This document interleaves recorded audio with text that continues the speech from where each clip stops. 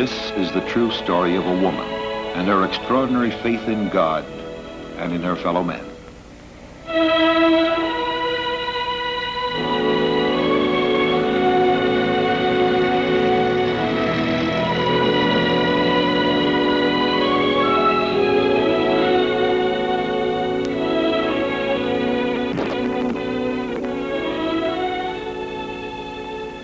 Please be seated, Miss Lee.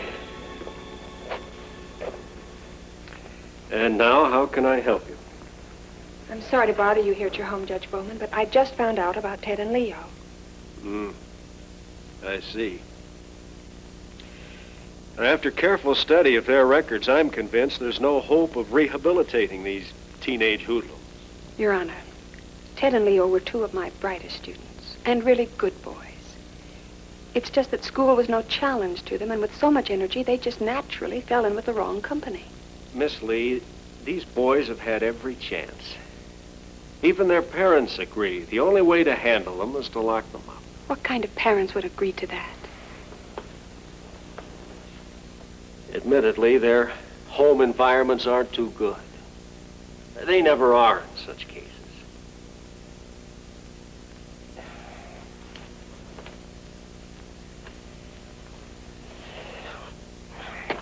I'm sorry, Miss Lee.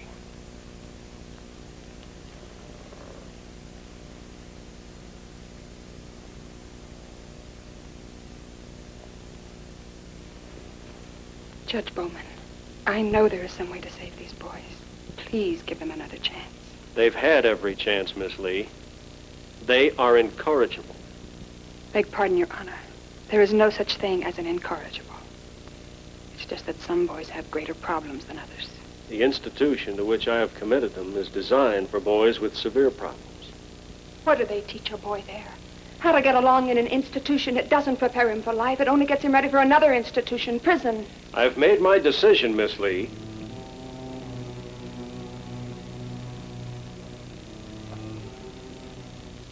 But sometimes you parole a boy to the custody of his minister, don't you?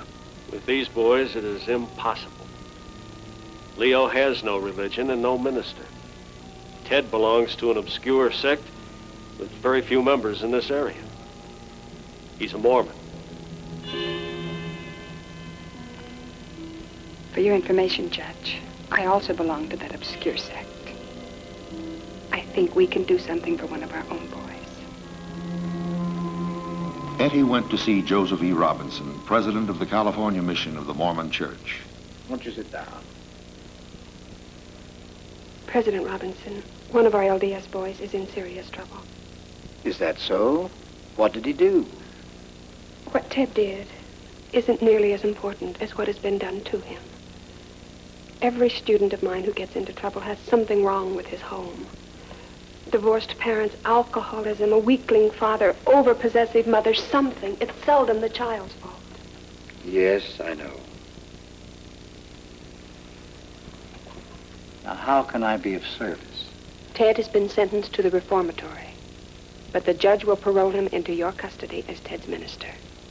I'd certainly like to help, but here at the mission home, we don't have facilities. President Robinson, I'm convinced that if a child had a good home, a gentle mother and a strong father, love and security, we just wouldn't have juvenile delinquency. Well, the state already has a system of foster homes for needy children. I know, and they do good work, but they're not the answer for real problem children. If a boy makes a mistake at a foster home, back to the reformatory he goes, rejected again. Well, now, Ettie, how could we do things better? Well, I know that God gave everybody a father and a mother. And he expected them to rear their child in a good home with love and guidance to prepare him for life. Well, if a child gets shortchanged, then it's our job or the job of society to see that he gets a fair chance. I know a way that works. The way I grew up on a ranch in Arizona. I think that every child deserves the right to live in a good home. That's God's plan. But Not every child can be as fortunate as you were. But certainly Ted deserves this much out of life. A good home.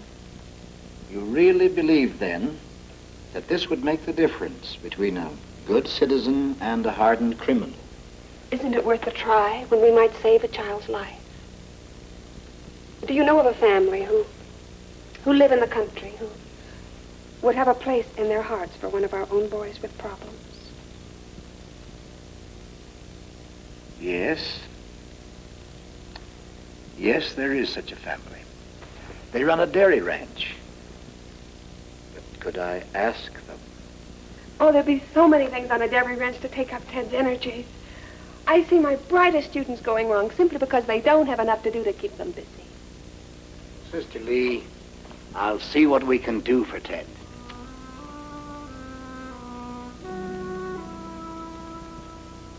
Ted became interested in livestock and developed into a fine young man. Ted, you keep on like this and you're going to win all the prizes at the fair. I sure am going to try, Aunt Ettie. What's wrong, Sister Lee? Oh, Ted turned out so well. But I can't help thinking about Leo. He haunts me. Without home or religion, Leo ended up in San Quentin. Mr. Marcus will see you now, Miss Lee. Thank you. Miss Lee, it's surely good to see you. Thank you, Mr. Marcus. Won't you have a chair? Surely, thank you.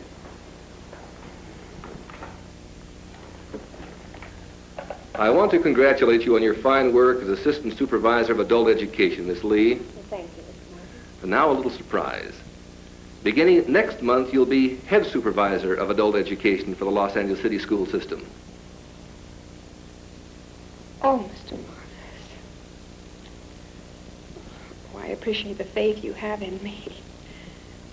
And I realize the opportunity you've offered me, but I just can't accept it.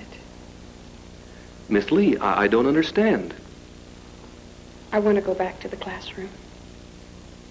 As an ordinary teacher? Why, you'll sacrifice years of advancement. Mr. Marcus, during these past months, I've realized that it was a mistake for me to have accepted an executive position. I belong where I can do the most good, in the classroom with the students. They're only adolescent wants, and I want to help them during these formative years. You realize, of course, that this will mean a substantial cut in your salary. My children need me. Miss Lee, the world needs more teachers just like you. During the Revolutionary War. There now, is that clear, Horrace? I can understand it when you explain it to me, Miss Lee. Well, don't forget, anytime you need help, I'm always here after school. Thanks, Miss Lee. Many other teachers thought the Mormon girl from Arizona was foolish, staying every afternoon on her own time. Larry's problem was a common one. He was too bright. School was no challenge. His excess energy had led him into trouble. Ettie Lee gave him the job of rewriting the entire book of David Copperfield, simplifying it for slower students.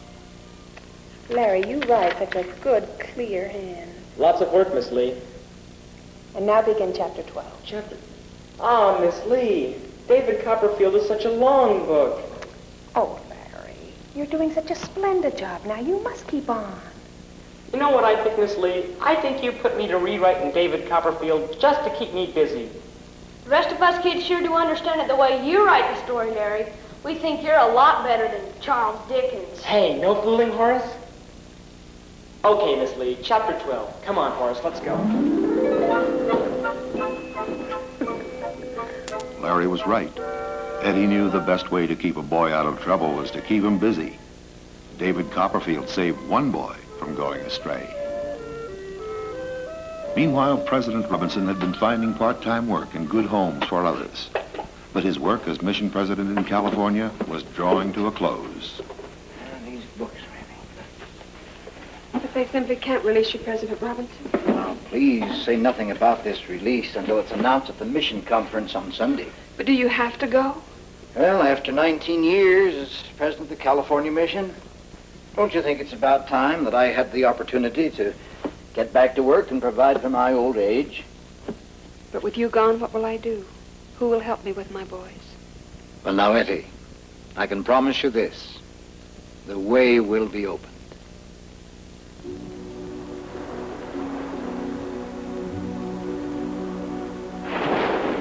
At first, it seemed that President Robinson's prediction would not come true. Ettie seemed all alone in her struggle to save delinquent boys.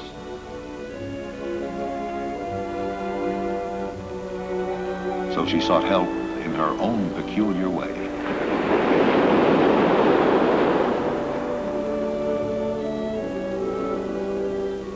And she felt inspired to see the way ahead. Yes, Miss Lee, I do consider this 4-flat apartment house an excellent investment opportunity. Then I think I should buy it. I've decided to become a millionaire. A millionaire? Well, I hope you make it. Oh, it's not for me, Mr. Quimby. It's for my boys. I realize that I can't depend on others to do what I simply know is the only way. So I'm going to be like the Little Red Hen and do it myself. Well, you certainly have fire, Miss Lee, but perhaps if you'd explain. Mr. Quimby, could I ask if you believe in God? Well, that's a strange question to ask a Los Angeles real estate man. Yes, I do. Then I'm sure that you'll understand. I want to buy a large ranch, like the one I grew up on in Arizona. And I'll build a fine, homey house on it, and hire a couple with children of their own to run it. They'll be mother and father to a dozen boys who are in trouble. This will take a lot of money. But once I prove that my plan works, it'll change the entire concept of juvenile rehabilitation. And like the Little Red Hen, you'll do this all alone? Well, not exactly, Mr. Quimby. I have a partner. For this purpose, I know the Lord will guide me. That sort of faith, Miss Lee, will move mountains. And for what it's worth, you can count on my help.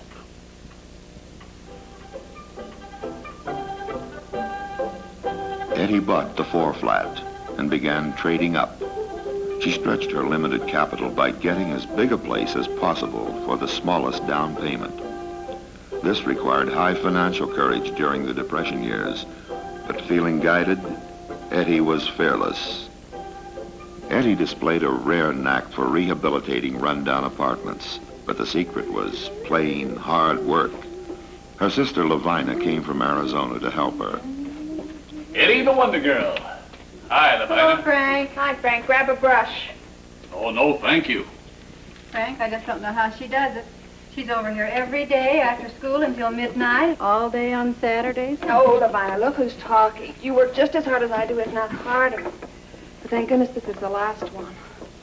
Well, you never know how many apartments 33 are until you've painted and scrubbed every one of them. But they're all rented, and people waiting to move into this one. Among real estate people, Ettie, you're the talk of the town. The way she picks up sleepers. Well, the minute I walked into this place, I knew why it was half empty and losing money. It smelled. Well, now at least all it smells of is paint and tons of soap. And I'm ready for a rest. Ettie, I have an offer for this place. Oh, no, not again. Will you just go away, Frank? What was the offer, Frank? There's a 60-unit place near Wilshire called the Dickshire. They'll take your equity in this place plus $5,000 cash as a down payment. That's a good deal, Frank. Eddie, where would you get $5,000 cash? I don't know. I've already scraped the bottom of the barrel and my fingers are full of slippers, but... Frank, you tell him it's a deal.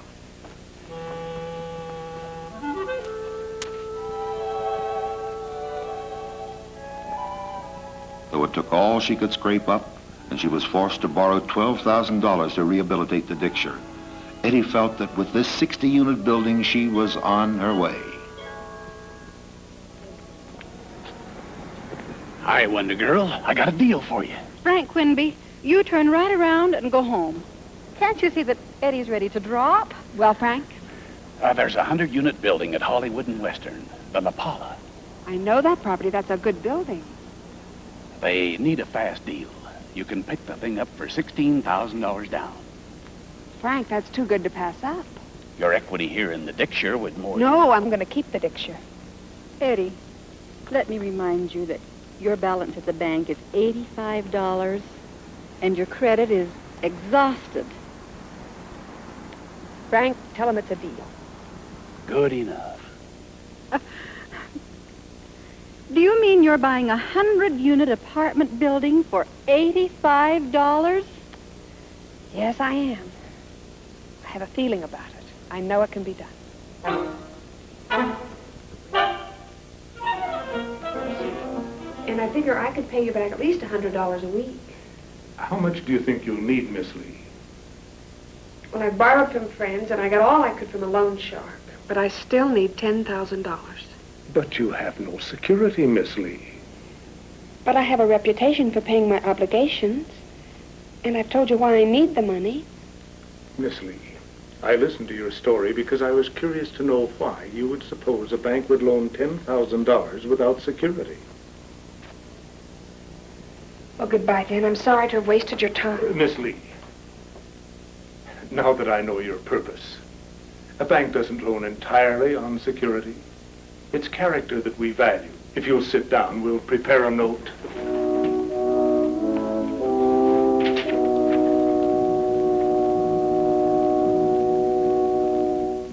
Ettie suddenly was stricken with a blood clot, forced to remain in bed month after month.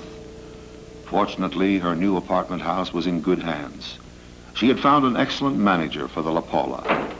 Eddie, you know that fine manager we got for the La Paula? These are the bills he hasn't paid. He's pocketed the rent money, and now he's skipped town. Oh, dear. And he had such an honest way about him. He was nothing but a confidence man. Eddie, you're going to lose the La Paula. Well, we haven't lost it yet. Eddie, you are sicker than I thought. Lavina, I have a partner in this business. And I don't bother him about little things. But I'm sure that after I've done everything I can possibly do by myself, the Lord won't let me fail. Now stop worrying about the La Paula and get that doctor over here. I've got to get out of this bed. Ettie kept the La Paula by the same means she had acquired it, through establishing faith in her integrity.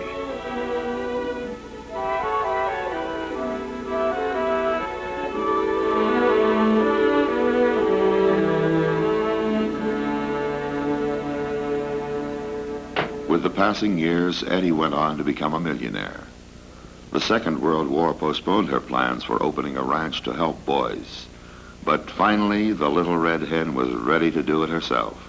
It's so beautiful. But no water, lady. I know. I've drilled a dozen dry holes on this horse ranch already. I'll show you where to find water. You a water witch or something? I was led here. I felt impelled to buy this ranch. It's okay if you can afford your whims, lady. Oh, I don't think the Lord would have prompted me to invest in a ranch without water. Well, if the Lord told you to buy the place, I guess he'll tell you where to drill, huh? You think I'm a religious crackpot, don't you?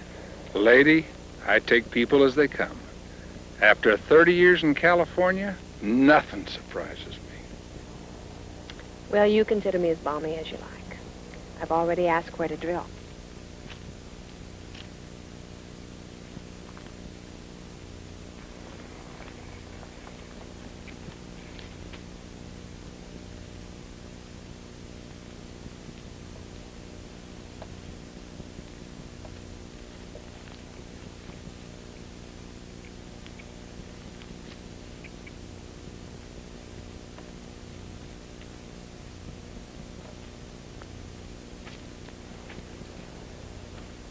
Any answer yet, lady?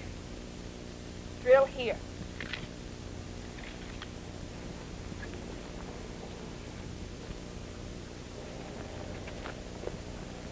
Here? Lady, are you sure you got the message right? Here. Lady, wells are my business. And I tell you, this is the very last place. Right here. It's your money, lady.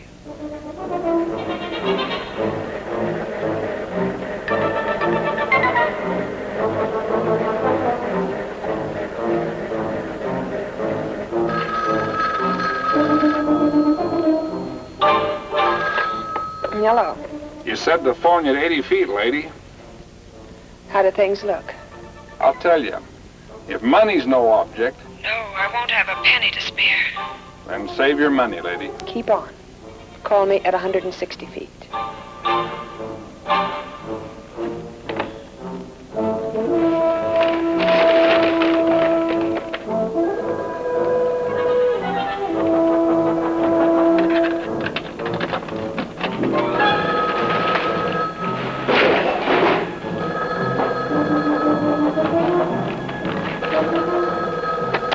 Yes? 160 feet, lady. Keep on.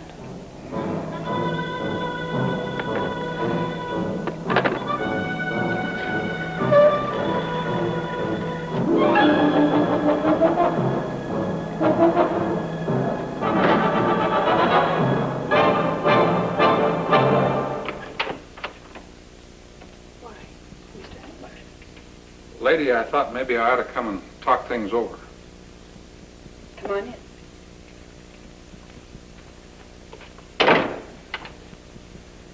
How deep? 260 feet. Lady, I think maybe you got that message wrong. Keep on.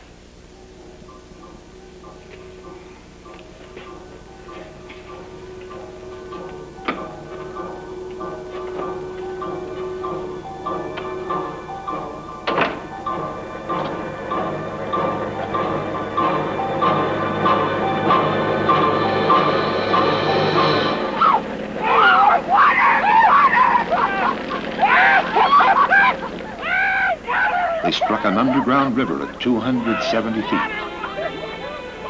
The well was so abundant that Ettie named the ranch Waterflow. Eddie's boys arrived as social outcasts, without friends and bitter against the world. They had rebelled against all authority.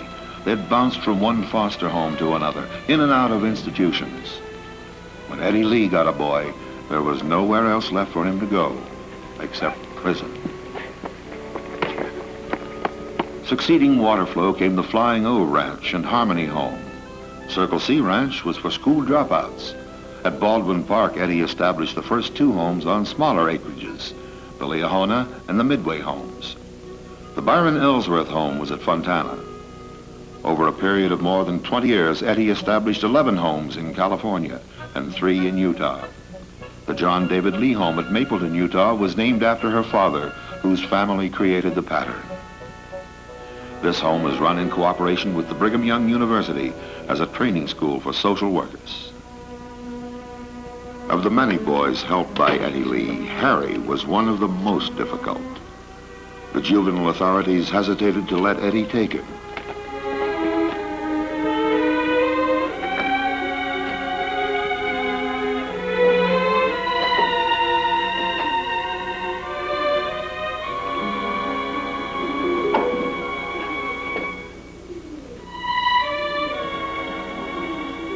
But I'm almost certain that he had nothing to do with it. Here he is now. Oh, Harry.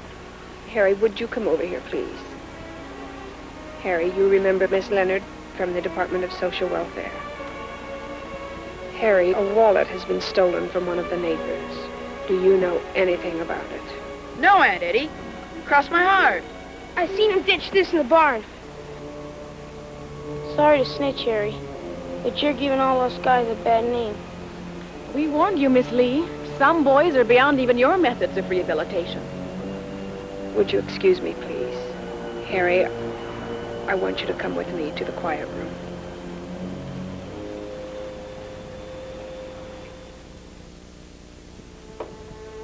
quiet room was for reflection, meditation, and prayer.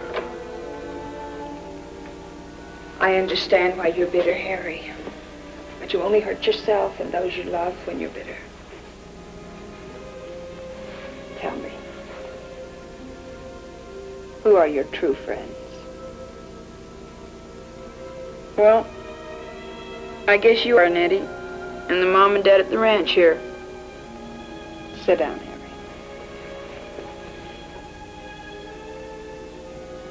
You've given us a bad name, Harry.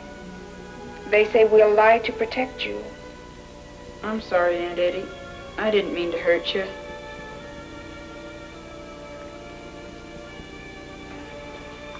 Harry, this is your very last chance. They may not let me keep you any longer.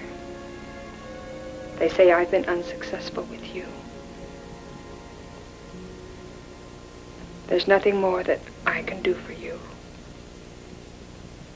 If you are to be saved, someone else has got to take over. You and I are going to kneel in prayer.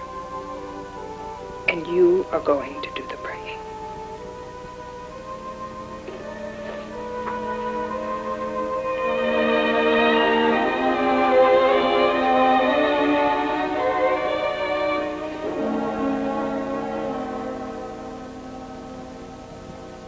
You must try, with all the power that's in you, to talk to the Lord about your problems and what you've done and what you want to do about it. And ask him to help you. When Harry arose from his knees, he was a new person. Fortunately, the authorities were convinced by the boy himself, and he was permitted to stay at the ranch.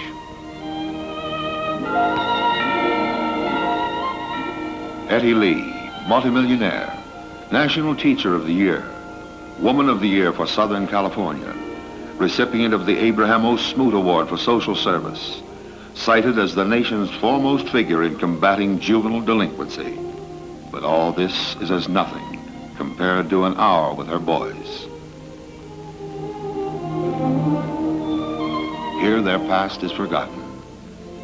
Here they feel part of a select group, proud to belong to a real hip gang. Though she never married, Ettie Lee has mothered hundreds of lonely boys. And she has been wonderfully fortunate in knowing that every single one of them returns her love.